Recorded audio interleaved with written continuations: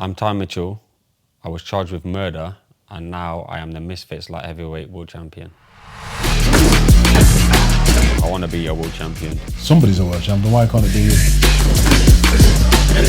Me and Tyson Fury were super close. He's a very good friend of mine. We speak very often. The night I got arrested.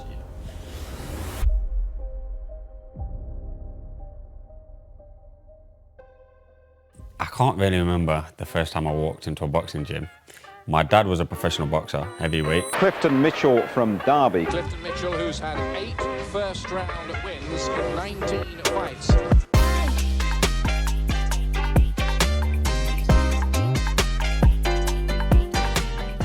So I had 20 fights, ranked #1 super heavyweight in Britain 1990, 16 knockouts, won 2 points, lost 2.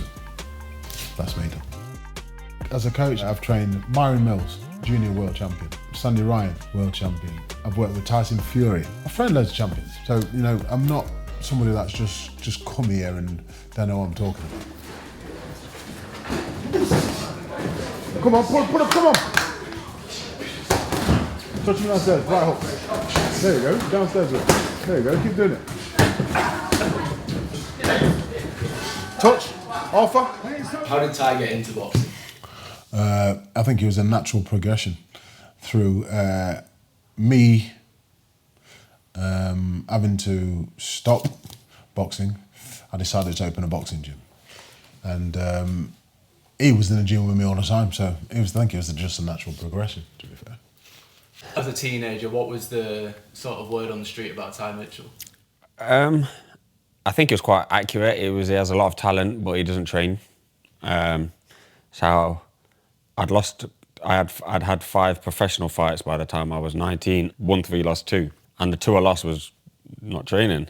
I think I was a bit arrogant and I was a bit young and immature. Like, I'd go out clubbing and stuff and then fight the next week and I expect to be fit. I wouldn't run, I wouldn't get up for training.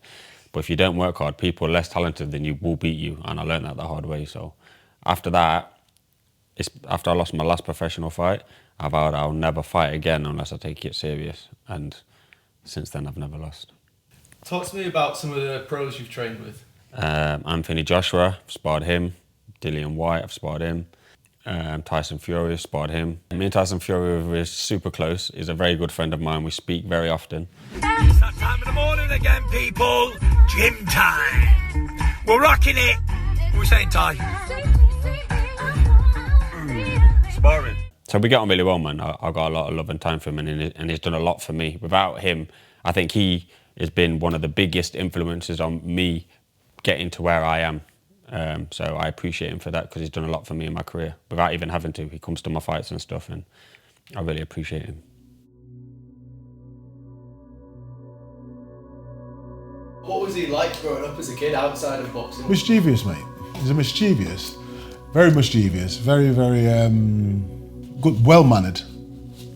Take him anywhere, but if he could get up to any mischief, he probably would. 15, 16 as a young teenager, yeah, those are the rocky years, trust me. And he wanted to go out. He didn't really want to train, didn't really like boxing, to be fair. I just made him go to the gym. I don't think he really liked it, understand? I think he did it because he could. Promising boxer Ty Mitchell has today been charged with manslaughter and jailed for 7 years following an altercation in Leeds city centre. The night I got arrested. I was in Liverpool at a prize fighter, and I just got a telephone call which says, "Dad, I'm in a police cell." He said to me, "The kid's in hospital and I'm locked up. He's on a life support machine." It was actually about 4 days after my last professional fight. I lost the fight, and I was a bit depressed about it. I was in my room, didn't want to come out. I've seen a friend of mine earlier on in the day asking me to go to Leeds with him. I was on and on whether or not to go. I ended up going. Was in a bar. We'd left. It was towards the end of the night, and as we'd left, one of his friends that I'd come out with us, we'd lost him in the night, we seen him arguing with another guy, was ordering food, and then they'd come in afterwards and they're still arguing. But then the guy that he was arguing with rang his friends, they'd come into the takeaway. Anyway, they ended up having a fight, and this guy's absolutely battered my friend's friend to a pulp, like blood all over his face, whatever.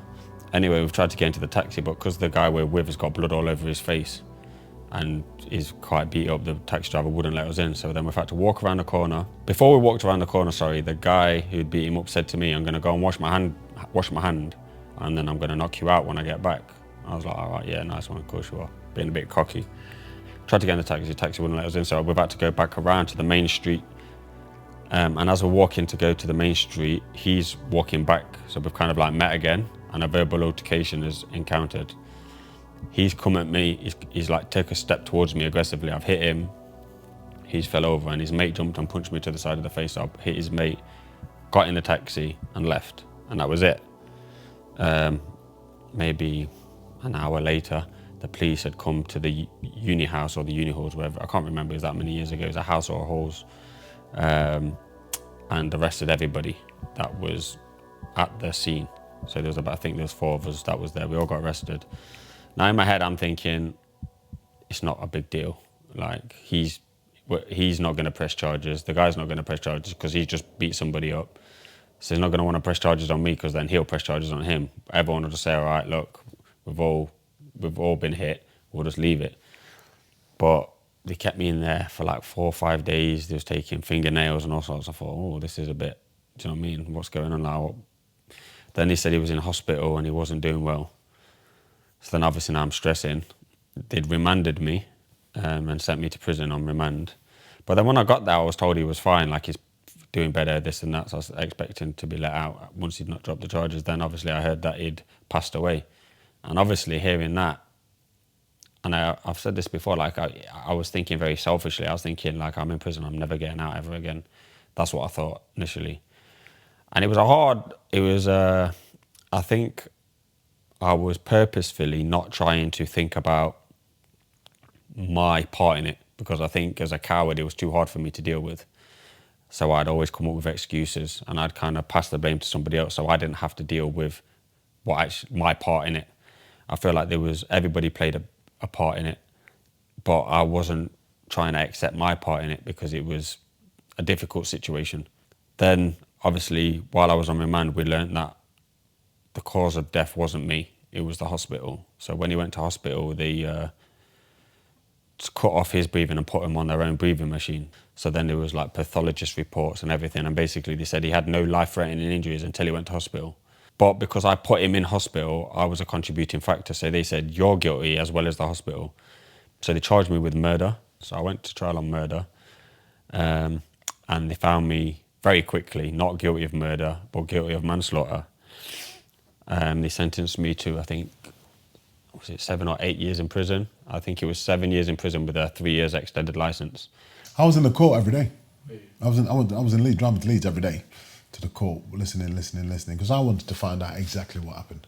You know, because as much as your son, and you don't know if he's telling the truth until you really get there, till you find out what happened, and I've seen what happened, and it wasn't good. There was no winners there whatsoever. You know? Even to this day, it's a huge burden on my heart. Like, if I try and think about it, it'll really upset me because that's somebody's son at the end of the day. He didn't deserve to die, and what happened to him. And it's a hard reality to deal with, knowing that you've taken somebody's son away from them and somebody's brother and somebody's friend. And that's something I'll never get over.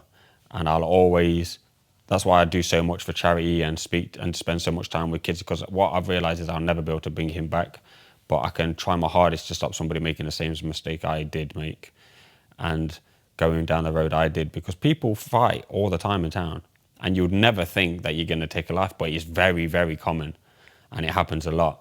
I just feel it for the family, basically. I feel it for the family, and I always will. And I think Ty's come to terms with it. I don't think he'd really have come to terms with it for a very long time. I think our faith, our Muslim faith, has helped him understand. You know? Yeah, religion gave me purpose. I think it came at a time where I really wasn't looking for it.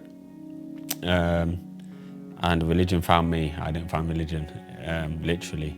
I knew that I'm imperfect, I make mistakes. I'm far from sinless, but I try my best, and I think that's all really Islam wants from you, to try your best. When you mess up, repent and try again. So it's been very good for me, man. Islam is the most important thing in my life, bar nothing. He's matured, and I think my grandson, his son Pharrell, has helped him really mature as a man. Understand? Become a man. Oh, that's my guy, man. Oh, he's literally my bestest friend. Like, we're inseparable. We go everywhere together. We go on holidays together. We go on walks together. We do, and it's mostly just me and him. We don't really. We do things obviously with my friends and their kids, and sometimes with my family. But most of the time, it's just me and him.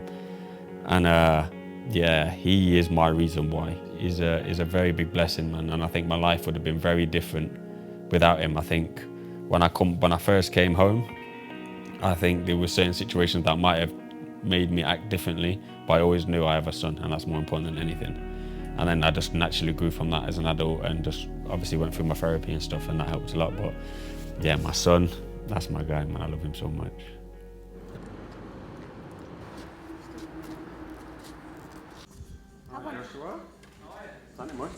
So this is my sponsor, by the way, Chris. He's been sponsored me for years. I think looks the best, and what I would personally like is that. I think that looks banging. Yeah. However, for clout, I think you can't. A Ferrari is a Ferrari at the end of the day. I think yeah, you get more clout in a Ferrari, wouldn't you?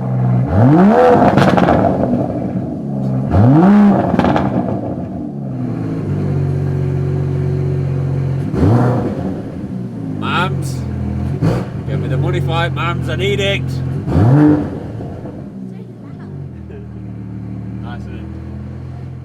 How's the training going then, Ty, for this one?